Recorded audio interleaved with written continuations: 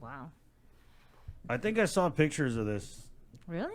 before. I want to say before the COVID, there were people sending around pictures of they sent to me. It was a big. I mean, before COVID, yeah, it was like a lot of cars. There was some like Did they sniper have shots any of pictures? tables. Oh, okay. So Yeah, like with the so green tables, felt. right? And, But I wanted to go look into it, but I just I'm not saying I'm scared, but you show up there, you start videoing thing, gambling, not exactly like the most upstanding people. It's a whole shady operation. But I mean, I'll go check it out. I got nothing to do the next couple nights. well, it's a shady operation if it's illegal, but Well, if it's it's legal, like, do we do legal?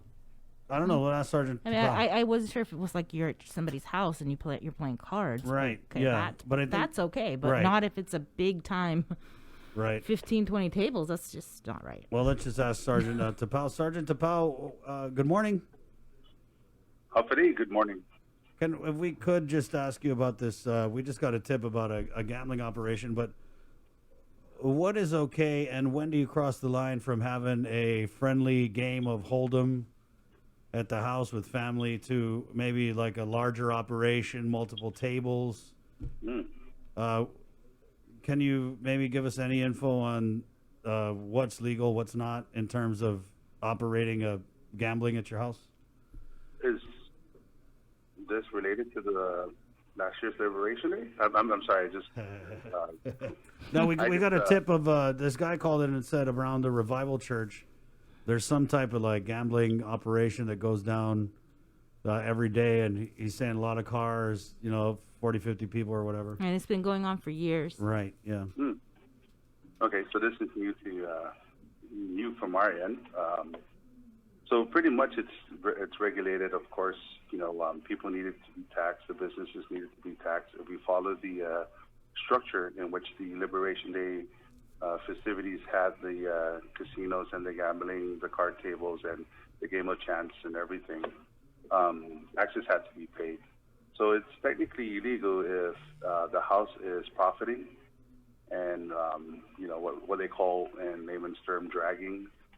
With I believe every 100, there's a drag, there's a certain profit that the house takes away or takes from. So this, in a sense, is considered illegal gambling. Now you have your regular mom and pop, barbecues and what have you, or it's 25, 50 cents, Texas Hold'em or bingo or what have you, where, there's money that's exchanged, but there's no profit that's being made by a certain individual or a group of individuals for the purpose of, gaining profit from other people. So this, technically is prohibited. It's allowed for people to engage in recreational, cards or bingo or, songka, just different things in which they can amuse themselves. But if a house is generating funds or generating profit and it's not registered under, revenue tax, then it's considered illegal. Right. Right, but gambling is just point blank illegal, right? It is. Yeah. It is, and to a certain extent, and that's why I mentioned the Liberation Day festivities is when it's allowed. That's when you see the mayor's council, right. The mayor's council, the government of Guam, giving that certain window of opportunity or the window where the Liberation Day festivities starts and ends, where you're allowed to, like last year's casino. Right. It's a great example where the house was able to, make some profit, but they still had to pay tax. It's pretty much taxation. Well, we're getting Daphne tomorrow, so I wonder if she would know offhand who's got a license to do what. I mean, it seems like it would be pretty easy to figure out. Well, I don't think there's any license like you can go that's and what have that's what I a mean. casino. The partners were actually, I believe there was an AG opinion based on the legality of that. Right. Yeah. So I think they, the companies are honoring the opinion of the AG. So, right. That in itself was actually deemed illegal by the AG. So. What type of other illicit activity is associated with illegal gambling? Well, you have a whole slew.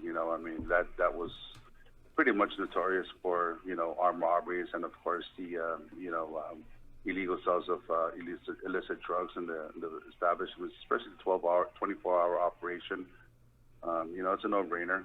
We had a lot of people talk about it. We had a lot of people come forward about how they're battling addiction and how, associated with, drug addiction, there was also the association of the gambling addiction with the pachinko. So, there was. Yeah, but pachinkos, I thought are supposed to be the machines with the balls, in them, not what we're seeing today. Yeah, and we'll leave that at the the legal opinion that was of course opined by the AG and everything. So that's another set of the Office of the Attorney General did opine about the illegality of the pachinko. So I think we're moving forward with that.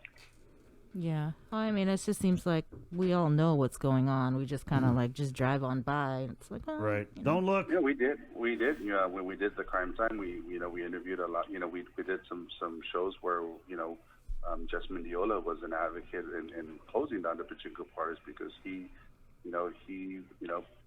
was an advocate to shut it down because of what was going on right. in there. And yeah, Sarge, I did a ride along with the. I don't know if you know Sarge, but I remember that. I did a ride along with the Criminal Justice Strike Yeah. Force. Right, it's a nighttime ride along because we roll at night hard, but we came in hot, responded to a call at a game room over here in Dededo.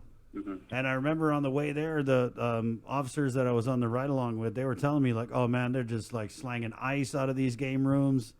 There's money laundering, and we pretty much monitored, like drove around, looking at these game rooms because there's just always people hanging out outside. There were a couple calls where there was assault or theft, and so yeah, it's crazy to me how long we allowed these cancers in our community." These game rooms to operate, and only because they were politically connected with the right people. Yeah, and I will tell you too. Growing up, the poker parlors were actually allowed and legal, and I remember sitting there and waiting for, my parents who dropped, a $20 roll, $30 roll of quarters, sometimes $100 roll of quarters, and it was tied in with the restaurants that we you would frequent.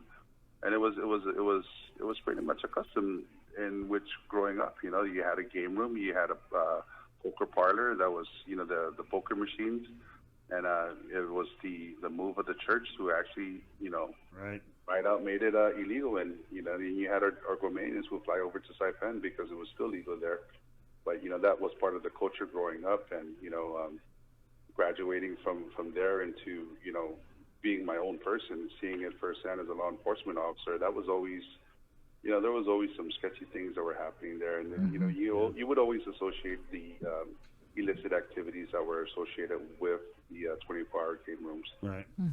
So I went into one once just to try and get some surveillance video. There was that incident over here in Dededo, the hair salon where the guy had beaten the old Korean lady. So I went into a game room that was down the street to try and get some surveillance footage, and you just walk into the room and Thanksgiving robbery. I remember that. Right, and so you walk into these game rooms, and it's just crazy because the people at the machine are just like they're just zoned out, man, coming down or going up. I'm not sure where they're at, but it's something to see.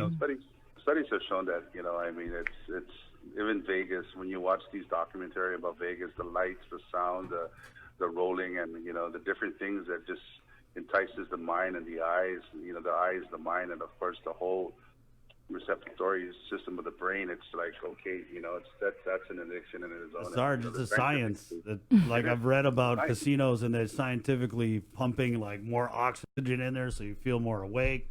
It's a whole a lot of science. Really? Yeah, check it out, Bree. Google it. I practically grew up in Vegas, so yeah, she knows. that's all right. Right now, Bree's like, "Why y'all hating on gambling? Why you hating on gambling?"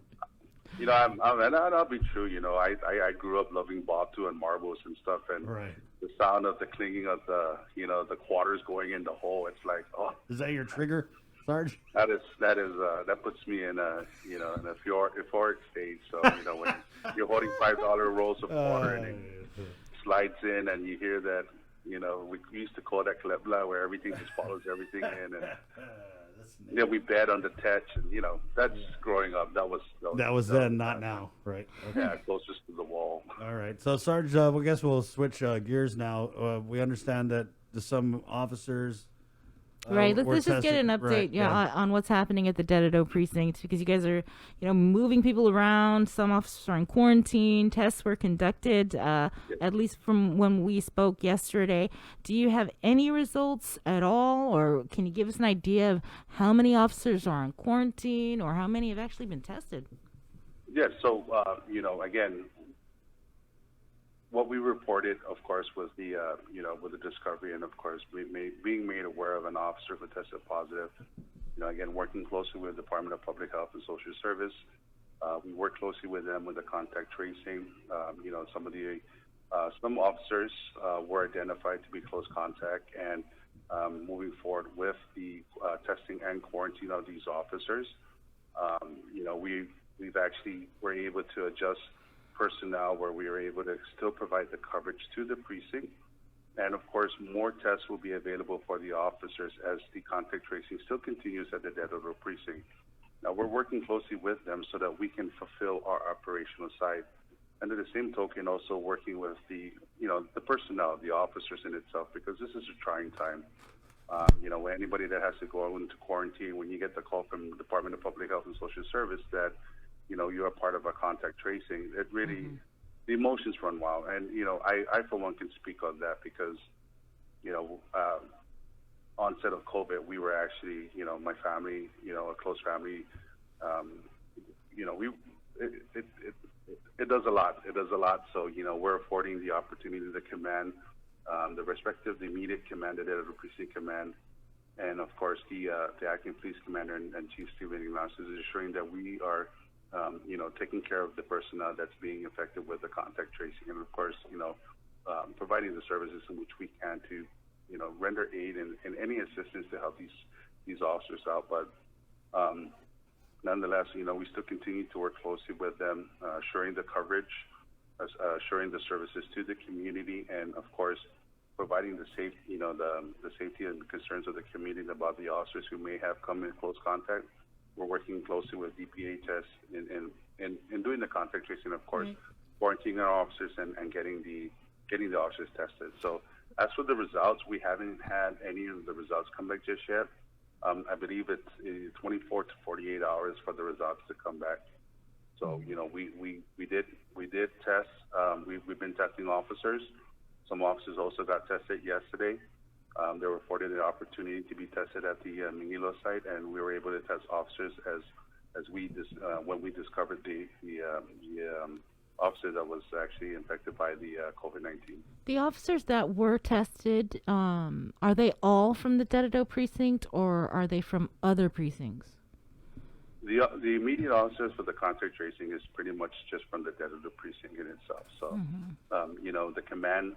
the command and the acting police commander assured the coverage of the void that we foresee, should the officers have to go into quarantine, because once you take the test, you actually have to be in self-quarantine for 24 to 48 hours until you get your test results. And then you get the clearance from the Department of Public Health where you're deemed safe, your test results came back negative, and you're able to come back to work. Right. So we're giving them at least that time frame. How many officers have you had to shift to cover down over at Dededo? We played the numbers, so we're going with the coverage of 1, 1, and 6. So that's 1 supervisor, 1 desk watch, and of course 4 personnel. So we'll be rolling out and entertaining calls. So throughout the whole precinct, that is the coverage that's provided to the community. So we're, the police commander and the commanders at the respective precincts have formulated a plan in which, all precincts will still have that maximum coverage that we can afford to the community. So over at Dededo, you said 1, 1, and 6. So you had to put 8 people over at Dededo to make up for the officers that are in quarantine? We have personnel that were also shifted from, that were afforded to come in and cover the void that were assigned to the Dededo Precinct. And we shifted officers from, respective precincts to cover not just the void there, but the void that may exist with the coverage. So, plans were in play and affording the coverage of the respective beat areas. Okay, yeah. And then we also have our, we have our SWAT, our SOD guys that are, what we call our rapid response, our team that's out there. So, we still have the maximum coverage plus additional coverage with our SOD officers. Mm-hmm. How many officers were tested? That one I don't know, ma'am. I don't know the numbers to that. So, again, there's I want to assure the community that we are working closely with the contact tracing. So we're moving with the recommendations of the contact tracing. But this particular officer that tested positive, is this officer on patrol? Like he's gone out into the community responding, or is he just on desk watch or whatever? There's many different responsibilities, and you may have a desk watch assignment. You may have an administrative assignment. You may have officers that are grounded so that they can actually catch up on reports. So there's different operational styles with every different supervisor. I don't know the status or his performance status of what he did during the duration when he was actively in patrol or actively assigned up to the Dededo Precinct. So the personal responsibilities, I don't know what the responsibilities and of course the job requirements that they have, because we have a desk watch, we have we have officers who take care of administration, we have officers who generate reports. So they may not be in the service of the community, but they may be generating reports. They may be filling the desk watch. So the responsibility of the particular officer, I don't know as to what the officer did. Mm-hmm. So what about like the cleaning and disinfecting? Did you guys have to do all of that? We're the precinct, the cars. That's actually a unit directive and a standing instruction from the on the onset of COVID. Prior to COVID, we've been formulating, working closely with the administration, Department of Public Health and Social Service, and of course the liaison from CDC with the advisors. So at its infancy stage, and I want to date it back as far as March. Their earlier part of the year, where people were, the whole nation, the whole world was actually getting into the COVID phase and stuff. We were actually preparing. We had meetings. Our EOC were meeting with Guam Homeland Security. We had meetings with Department of Public Health and Social Service, and assuring that what we needed to do to maintain the safety of each officer or each person of the Guam Police Department. Unit directives were issued out.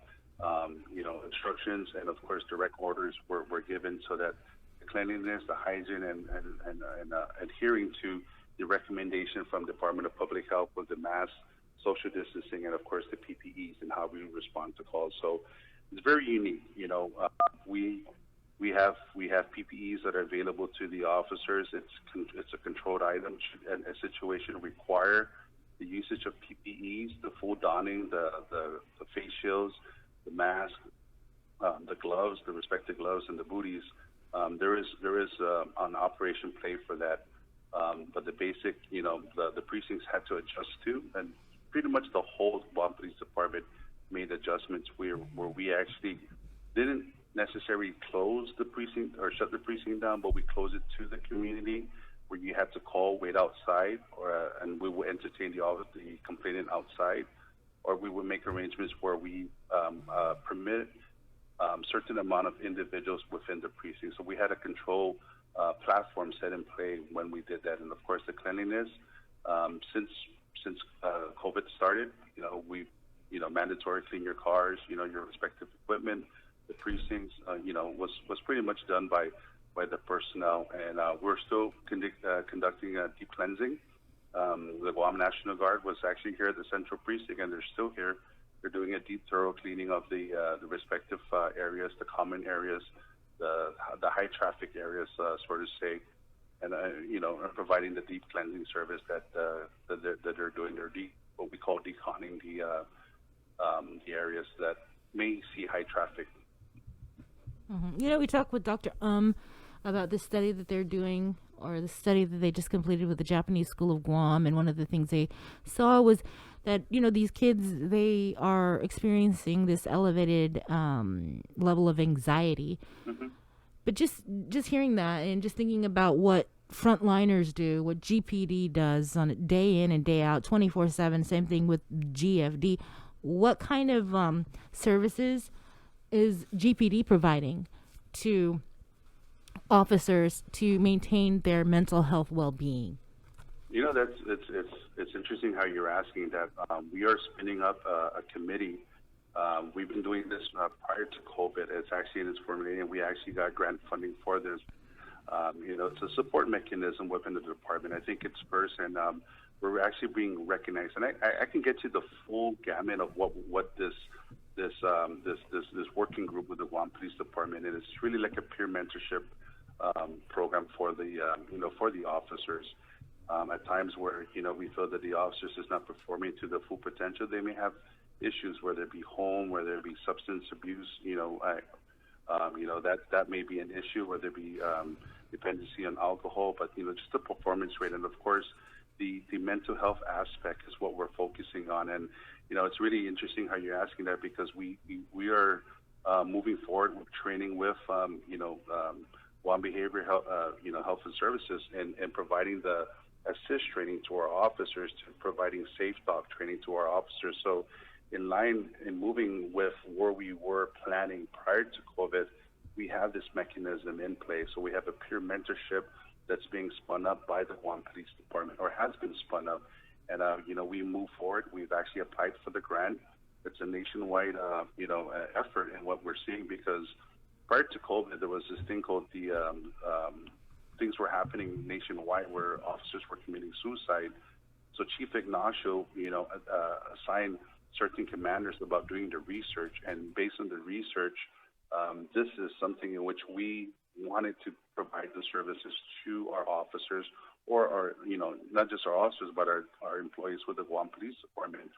So we are actually being studied now by the nation as the front runners into formulating this program. And next week we actually have formal trainings with Guam Behavior in the first steps in peer mentorship. Wow. So these are the services, and I can provide you more information. We have the full write-up for the grant. We actually got approved for the grant. Certain officers went off island for training. They did work studies with various agencies, and we've had our first two meetings was really formulating the team, the build team, and how we're going to deploy. And I'm part of that build team. And one of the things is really focusing on the mental well-being, the mental health, and the well-being of each officer, and understanding too, the study that was done with the Japanese school, and doing our research.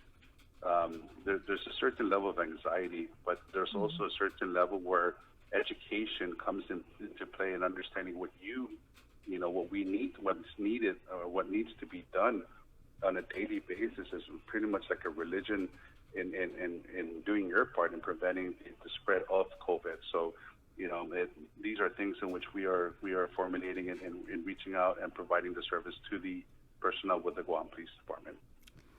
Well, that's good to hear. I had no iddia. Yeah, I'm glad I asked. But thank you for asking that, because we are Justin Officer Ekalani, he has been really been moving forward with this. He's a police officer 3. He's it's really it's something, and we have a build team that's been meeting on I want to say on a weekly basis about how we're going to deploy this. And like I said, we're really excited because we're having our first formal training next week, and these what we get from this is what we want to bring to our personnel with the Guam Police Department, and understanding there is a need for this. So like I said, I can provide you more information. I'll have Officer Ekalani reach out to you, and we can talk more about this. Cool. Thank you, Sarge, Paul. I just had to ask, because there's so many rumors going around about the resignation of Chief Ignacio. Also hearing some things about the status of his health, and we haven't heard from him in a while. And I mean, it's been a long time, actually. And so, out of concern, just asking if you could address any of those issues, or the rumors that Chief Ignacio may be retiring or resigning because of health reasons, or anything like that. Can you give us anything? He's still signing off on my. He's still our chief. I don't see him on a daily basis because I'm assigned here at the Central Precinct Command, but we're still in communication, and he's still the chief. I don't have any information as to any foresight of where the direction of what you're hearing, but he's been signing off on a lot of our SOPs, our unit directives, our personal orders and stuff. So we just had a discussion about cards that we're receiving, and of course we just fulfilled our grant yesterday, and he signed off on it, and was working with his vision about the junior police cadet and providing the education platform. He had to be brief about what was going on. So he's Chief Ignacio still moving forward. Is he teleworking? I'm sorry? Is he teleworking? I don't know. Like I said, I'm here at the Central Precinct Command. I mean, but you would know, Sergeant. I mean, if he's coming in, right? Yes, you're over yes, there. I would know. I mean, we are still. I mean, is he okay? Basically, we're just. Is he all right? I want to believe so. Yes. Like I said, I haven't made contact with him. I'm not gonna really. I don't want to put you in a tough spot. Yeah. We're concerned and we care and we just want to know. Yeah, but he's still our chief. Chief Ignacio is still there. He's still making the decisions, making those hard decisions and everything, and it's the right choices and stuff. So, from where I'm standing, he's still my boss. He's still my chief. He's still the top dog. All right, top dog. Okay, good. What about I wanted to follow up on these top dog. Sorry, I love that. I got a top dog. You got 5 points there, Sarge.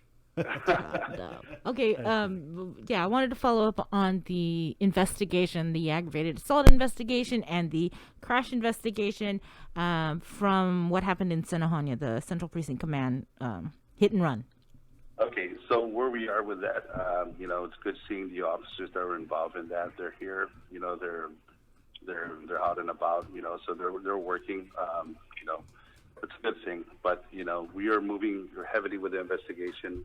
There's a lot of stuff that's in play, and this is why we haven't released anything, and hopefully I can get something from our detectives as moving forward as to where we can actually release the information of this individual, this person of interest. We want to exhaust everything first before we reach out to the community. We don't see that this individual poses a threat to the general population, but we do feel that we need to bring him in, this individual in for what was committed on the day of the incident that happened here at the Central Precinct Command. He doesn't pose a threat. Didn't he just ram his car into a police car on police property? That's not a threat. Well, there's precursors that led to that. So we will be preparing something beforehand. So hopefully we can. Are you basically saying that should we exhaust all our means? We do have individuals from the courts assisting us with locating this individual. So we want to bring him in. Hopefully within the week. So we have our SOD guys, on a 24-hour shift that are constantly on the lookout for this individual, and of course, there's made alert.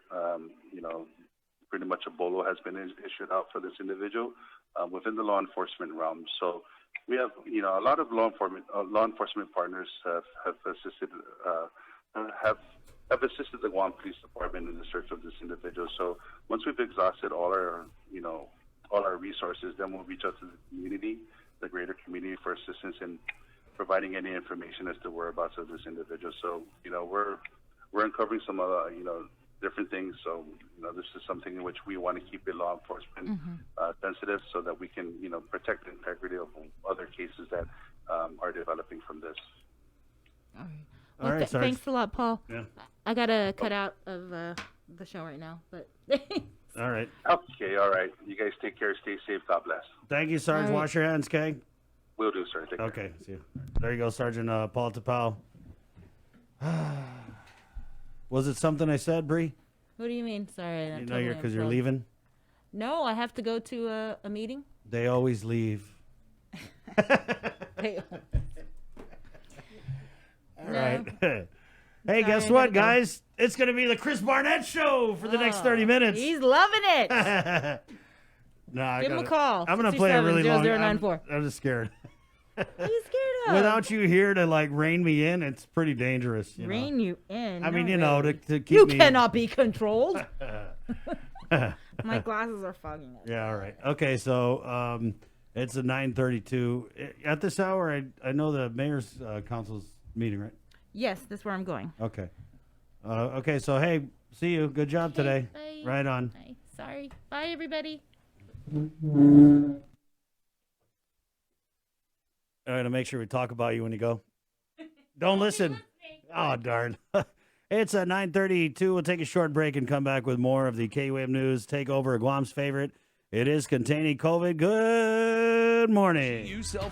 Keeping you informed, KUAM News brings you Banking 671, brought to you by the Bank of Guam, the People's Bank, and Coast 360 Federal Credit Union. Together, we thrive.